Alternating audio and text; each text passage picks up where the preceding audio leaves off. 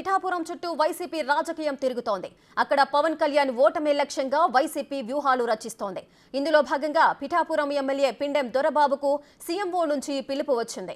ఇటీవలే దొరబాబు స్థానంలో కాకినాడ ఎంపీ వంగా గీతను పిఠాపురం ఇన్ఛార్జిగా నియమించారు జగన్మోహన్ రెడ్డి. తనకు పోటీ చేసే అవకాశం లేకపోవడంతో కొంతకాలంగా అసంతృప్తితో ఉన్నారాయన. ఈ నేపథ్యంలో కాసేపట్లో సీఎం జగన్తో భేటీ కానున్నారు దొరబాబు.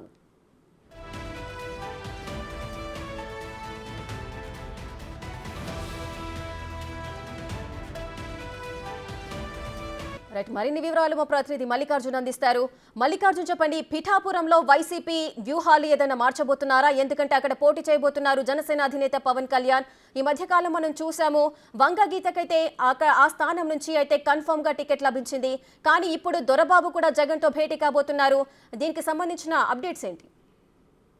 రేఖ, జనసేనకు సంబంధించి జనసేన అధినేత పార్టీ రాష్ట్ర పార్టీ నాయకుడిగా ఆయన అక్కడ పోటీ చేయబోతా ఉన్నారు పిఠాపురం నుంచి. ఆ విషయం వచ్చిన కాడి నుంచి ప్రకటించిన కాడి నుంచి కూడా వ్యూహాల మీద వ్యూహాలు ఇటు వైసీపీ రెడీ చేసుకుంటుందనే చెప్పుకోవాలి. దానికి ఎందుకంటే ముద్రగడ పద్మనాభం మొన్నటి వరకు జనసేనకు వెళ్తారంటూ కూడా ప్రచారం జరిగింది. ఆయన జనసేనలో పవన్ కళ్యాణ్ తనని ఆహ్వానించలేదనే ఉద్దేశంతోనే ఆయన తిరిగి మళ్ళీ వైసీపీకి జాయిన్ అవడం జరిగింది.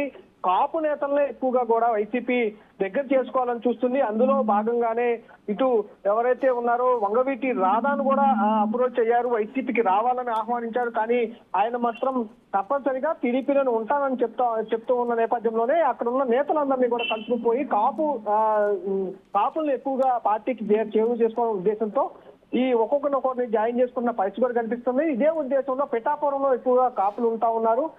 పవన్ కళ్యాణ్ ని కంపల్సరిగా అక్కడ ఓడించాలంటే అక్కడున్న అసంతృప్తి నేతలందరినీ కూడా ముందు కంపల్సరిగా పిలిచి మాట్లాడాలనే ఉద్దేశంతో కూడా వైసీపీ అక్కడున్న ఎవరైతే వంగా గీతాకి సంబంధించి అక్కడ అభ్యర్థిగా కూడా ప్రకటించడం జరిగింది. ఆ స్థానంలో ఎవరైతే సిట్టింగ్ ఎమ్మెల్యే దొరబాబు ఉన్నారో ఆ దొరబాబు అసంతృప్తి వ్యక్తం చేస్తున్న పరిస్థితి కూడా ఉంది. ఈయన కొంతకాలం కూడా అసంతృప్తిగా ఉంటామన్నారు. ఇప్పటికిప్పుడు అంటే ప్రకటించిన తర్వాత మొన్న జరిగిన ఏదైతే పిఠాపురానికి సంబంధించి ఎప్పుడైతే పవన్ కళ్యాణ్ ప్రకటించారో తర్వాత ముద్రగడ్ని ఆహ్వానించారో పార్టీలోకి, ముద్రగడకు పిఠాపురానికి సంబంధించిన కొన్ని బాధ్యత కూడా అప్పగించడం, ఇవన్నిటితో పాటు అక్కడ ఉన్న అసంతృప్తి సిట్టింగ్ ఎమ్మెల్యేలను కూడా పిలిచి కంపల్సరిగా పిఠాపురం సంబంధించి పవన్ కళ్యాణ్ ఓటమి దిశగా వీళ్ళు వ్యూహాలు అయితే రచిస్తున్నట్టు కూడా చెప్పుకోవచ్చు. అందులో భాగంగానే ఈ రోజు 4 గంటలకి పిఠాపురం ఎమ్మెల్యే సిట్టింగ్ ఎమ్మెల్యే దొరబాబుతో కూడా భేటీ కాబోతా ఉన్నారు. అక్కడున్న పరిస్థితులపై కూడా ఆయనకి వివరించబోతా ఉన్నారు. కంపల్సరిగా ఆ సీటు మనం కంపల్సరిగా గెలవాలి అనే ఉద్దేశం పైన కూడా వైసీపీ వ్యూహరచన చేస్తుందని కూడా చెప్పుకోవచ్చు.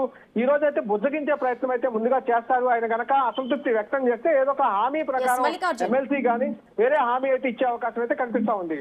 మల్లికార్జున్, ఇక పిఠాపురంలో రాజకీయాలు అయితే రసవత్తరంగా మారుతున్నాయి. అటు జనసేన అధినేత పవన్ కళ్యాణ్ కూడా వంగా గీతను ఉద్దేశించి తమ పార్టీలోకి రావాల్సిందిగా ఆహ్వానించిన నేపథ్యంలో వంగా గీత కూడా నేను కూడా వైసీపీలోకి పవన్ ని ఆహ్వానిస్తే ఎలా ఉంటుంది అంటూ కూడా సెటర్లు వేసిన సందర్భాలు కూడా మనం చూసాము.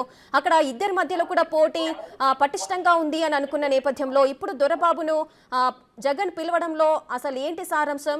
ఒకవేళ దొరబాబును ఇంకా ఏదైనా సీట్ కి సంబంధించి ఏదైనా చర్చలు జరిగే అవకాశాలు ఉంటాయా? ఒకవేళ దొరబాబు వంగ గీతకి సపోర్ట్ చేసే సందర్భాలు ఉంటాయా?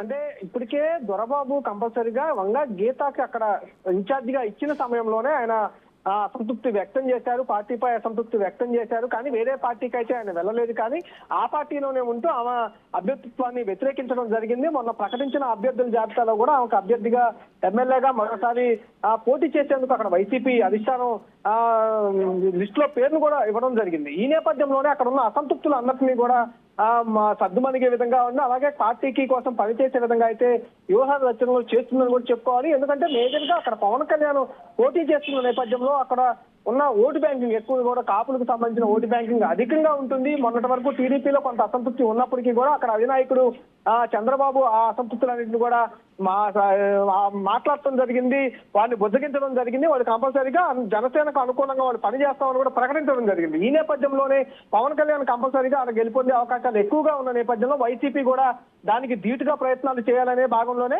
ముందుగా ముద్రగడ్ని వైసీపీ పార్టీలో చేర్చుకోవడం కానీ అక్కడ ఉన్న సంబంధించిన అసంతృప్తులను కూడా రూపుమాపే విధంగా వీళ్ళు వ్యూహరచనలు చేస్తున్నారని కూడా చెప్పుకోవచ్చు. అందులో భాగంగా ఇప్పుడు ఎవరైతే అసంతృప్తిగా మేజర్ గా సిట్టింగ్ ఎమ్మెల్యేగా ఎవరైతే ఉన్నారో ఆయన అసంతృప్తిని చల్లార్చాలనే ఉద్దేశంతో, సంతృప్తి పరచాలనే ఉద్దేశంతో కూడా ఈ రోజు ఈ సీఎంఓ కూడా పిలిచినట్టు కూడా మనకు తెలుస్తా ఉంది. ఈ రోజు 4 గంటలకు సీఎం జగన్మోహన్ రెడ్డి స్వయంగా అతనితో మాట్లాడే అవకాశం కనిపిస్తా ఉంది. కంపల్సరీగా ఆమెకి సపోర్ట్ గా ఉండే విధంగా మాట్లాడే అవకాశం అయితే కనిపిస్తా ఉంది. ఈ నేపథ్యంలోనే ఆయనకి ఏదో ఒక కీలక హామీ కూడా ఇచ్చే అవకాశం కూడా కనపడతా ఉంది. ఎందుకంటే కంపల్సరీగా పవన్ కళ్యాణ్ పైన ఆ సీటు గెలవాలనే ఉద్దేశంతో కూడా వైసీపీ వ్యూహరచన చేస్తుందని కూడా చెప్పుకోవచ్చు. అందులో భాగంగానే ఈ రోజు ఆయనకి కీలక హామీ ఇచ్చే అవకాశం కూడా ఉందని కూడా చెప్పుకోవచ్చు.